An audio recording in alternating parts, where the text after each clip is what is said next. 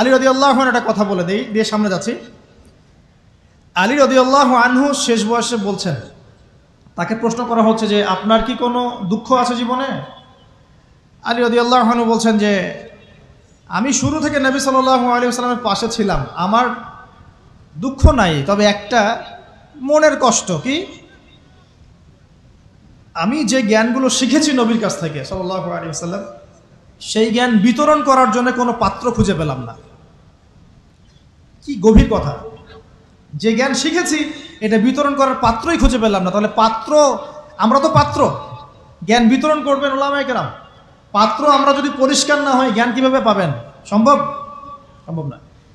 আরেকটা বিষয় বলে দেই, যখন আপনি জ্ঞানের চর্চায় মাঠে নামবেন, আল্লাহ পাক আপনার সম্মানার্থে ফেরেশতার পাখা আপনার পায়ের নিচে বিছিয়ে দিবেন ইনশাআল্লাহ। আর যখন আপনি জ্ঞান চর্চা করে আলেম হবেন ইনশাআল্লাহ তাআলা, আপনার জন্যে আসমান জমিনের সমস্ত মাখলুক, এমনকি সমুদ্রের নিচের মাছ, গর্তের ভিতরের পিপিলিকা, সবাই আল্লাহর কাছে আপনার জন্য ইস্তেগফার করবে ইনশাআল্লাহ। একটা হাদিসে নবীজি বলেছেন যে আকাশের চাঁদটাকে তোমরা যেমন দেখো উজ্জ্বল অন্য নক্ষত্রগুলোর তুলনায়, ঠিক তেমনি সাধারণ মানুষের উপরে একজন আলেমের মর্যাদা এমন। তো প্রিয় ভাইয়েরা, যুবক ভাইদেরকে বলছি, স্পেশালি আজকের লেকচারটা স্পেশালি তোমাদের জন্যই, যে এই ফাঁদগুলো থেকে বেঁচে থাকবে এবং এলেম অর্জন করবে। এলেম অর্জনের কোনো বিকল্প নয়, এবং এলেম অর্জনের জন্য সিলেবাস লাগবে। আর অনেক বইপত্র একা একা পড়তে পারবে না, আলেম ওলামাদের সংস্পর্শ লাগবেই, অন্যথায় পারবে না। এর পাশাপাশি আপনি সিরাতের বই পড়বেন, ইতিহাস পড়বেন, ইসলামিক অর্থনীতি পড়বেন, হ্যাঁ, ভূরাজনৈতিক প্রেক্ষাপটের বইগুলো পড়বেন, এগুলো ঠিক আছে। এবং জেনারেল লাইনে যেখানে পড়াশোনা করছেন, এই পড়াশোনাও কন্টিনিউ করবেন, এবং আপনার প্রতিভা দিয়ে আপনার জায়গা থেকেই ইসলামের খেদমত করবেন ইনশাআল্লাহ তাআলা। পারা যাবে না? আল্লাহ তৌফিক দান করুন। যুবক ভাইদের সামনে এই ফাঁদ। কেন ফাঁদ? কারণ যুবক ভাইরা যদি জীবনের উদ্দেশ্য জেনে ফেলে এবং ইসলাম প্রতিষ্ঠার কাজে আত্মনিয়োগ করে, তাহলে কুফফার শক্তি পালানোর জায়গা খুঁজে পাবে না ইনশাআল্লাহ। প্রিয় ভাইরা, আল্লাহ রাব্বুল আলামিন বলছেন মুমিনদেরকে, হে মুমিনরা, তোমরা আল্লাহকে ভয় করো। দেখুন, 6টা পিলারে বিশ্বাস না করা পর্যন্ত কেউ মুমিন হয় না। কয়টা পিলার? 1 নাম্বার হচ্ছে আল্লাহর প্রতি বিশ্বাস। 1 নাম্বার আল্লাহর প্রতি বিশ্বাস। 2 ফেরেশতা মণ্ডলীর প্রতি বিশ্বাস। 3 আসমানি কিতাব সমূহে বিশ্বাস। 4 নবী রসুলগণের প্রতি বিশ্বাস। 5 পরকালের প্রতি বিশ্বাস। এবং 6 তাকদীরের ভালো মন্দের প্রতি বিশ্বাস। এই 6টা পিলারকে মনে বিশ্বাস করতে হয়, মুখে স্বীকৃতি দেওয়া লাগে, এবং কাজেও বাস্তবায়ন করতে হয়, তারপর আপনি মুমিন হবেন ইনশাআল্লাহ। আল্লাহ পাক বলছেন আমাদেরকে, এই মুমিনদেরকে, তোমরা আল্লাহকে ভয় করো, ভয় করার মতো ভয় করো। এটার ব্যাখ্যা কি? ভয় করা মানে কি? শুধু নেক আমল করা মানেই আল্লাহকে ভয় করা নয়। আল্লাহ পাকের যত নিষেধ আছে, এই নিষেধগুলো ছেড়ে দেওয়ার নাম হলো আল্লাহকে ভয় করা। যদি আমি নামাজ পড়ি, প্রমাণিত হবে না যে আমি আল্লাহকে ভয় করি। হারাম ছেড়ে নামাজ পড়েন, হালাল খেয়ে নামাজ পড়েন, প্রমাণ হবে আপনি আল্লাহকে ভয় করেন। নামাজ পড়াটা একটু সহজ কাজ, কিন্তু এই হারাম রিজিক ছেড়ে দেয় এত সহজ কাজ নয়। রোজা রাখা সহজ কাজ তুলনামূলক, কিন্তু সুদ ঘুষ ছেড়ে দেওয়া এত সহজ কাজ নয়। তাসবিহ তাহলিল করা সহজ কাজ, কোরআন তেলাওয়াত করাও সহজ কাজ তুলনামূলক, কিন্তু ওই বোনের সম্পত্তি তাকে ফিরিয়ে দেওয়া এত সহজ নয়। অন্য মুসলিম ভাইয়ের মান সম্মান রক্ষা করা তো সহজ নয়। পরিবারে পর্দা এবং নামাজ কায়েম করা তো সহজ নয়। এবং এই সুদ ঘুষ দুর্নীতি অন্যের সম্পদ আত্মসাৎ থেকে বের হয়ে আসা এত সহজ নয়। তাকওয়া মানে কি?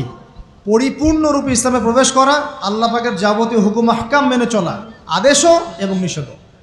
আল্লাহ পাক বলছেন শেষে, ওয়ালা তামুতুন্না ইল্লা ওয়া আনতুম মুসলিমুন। একজন নবীর কথা খালি বলবো, বিশৃঙ্খলা করেন না, একটু ধৈর্যের সাথে বসেন।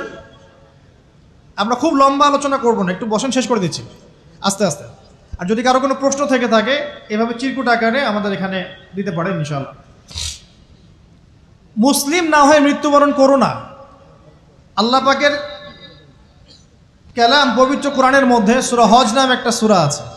এখানে আল্লাহ পাক সূরা হজের মধ্যে ইব্রাহিম আলাইহিস সালামের কথা বলছেন যে হুয়া সাম্মাকুমুল মুসলিমিন। ইব্রাহিম আলাইহিস সালাম সেই নবী যিনি তোমাদের নাম মুসলিম দিয়েছেন। কি দিয়েছেন?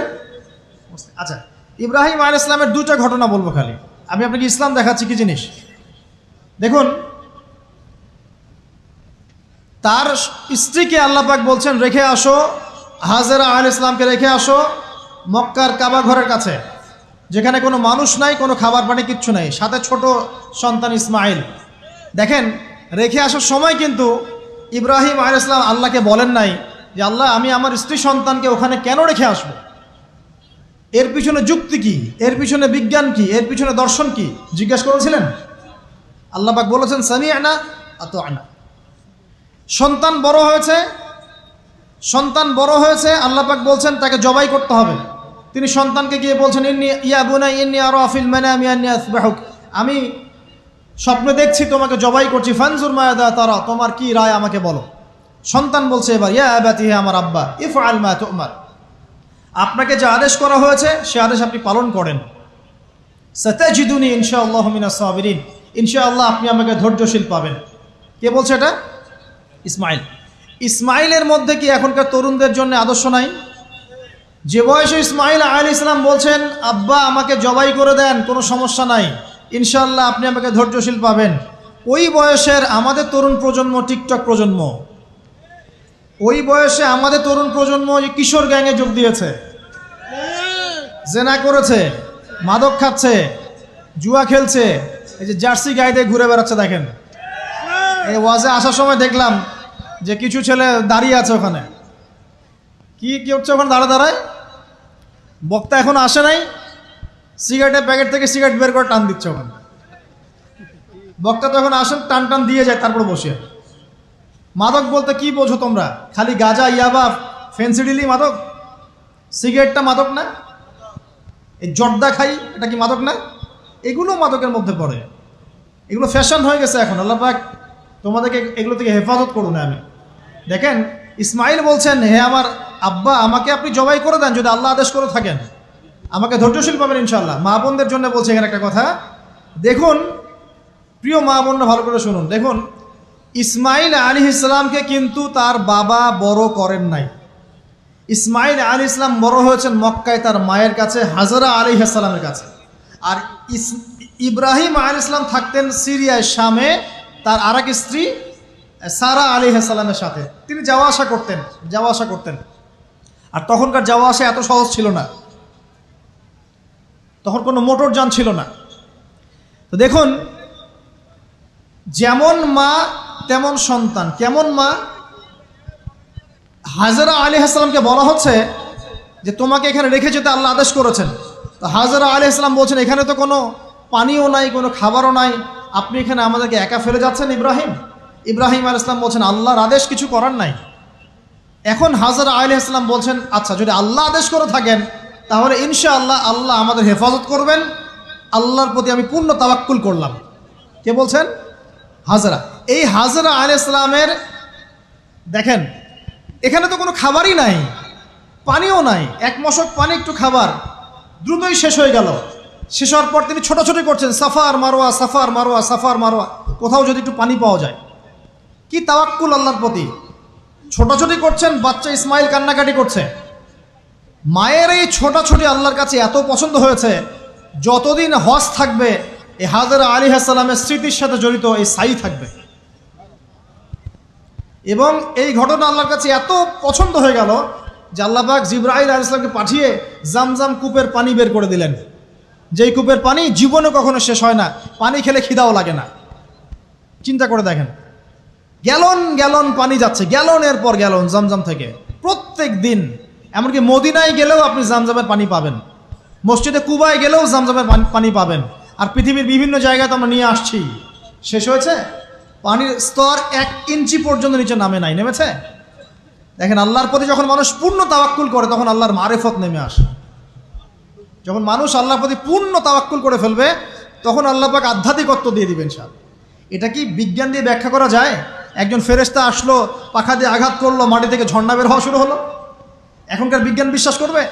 কোনো যুক্তি দর্শন বিশ্বাস করবে? করবে না।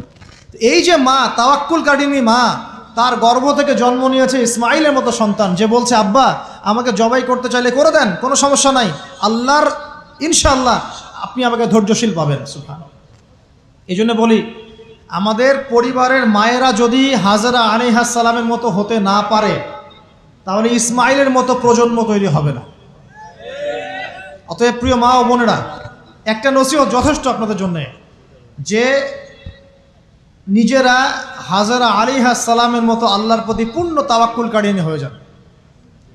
নামাজ ছাড়িয়েন না। কোনো মহিলা যদি মাত্র 4টা কাজ করতে পারে, নবী সাল্লাল্লাহু আলাইহি ওয়াসাল্লাম বলেছেন জান্নাতে যাওয়ার জন্য সবগুলো দরজা খুলে দেওয়া হবে।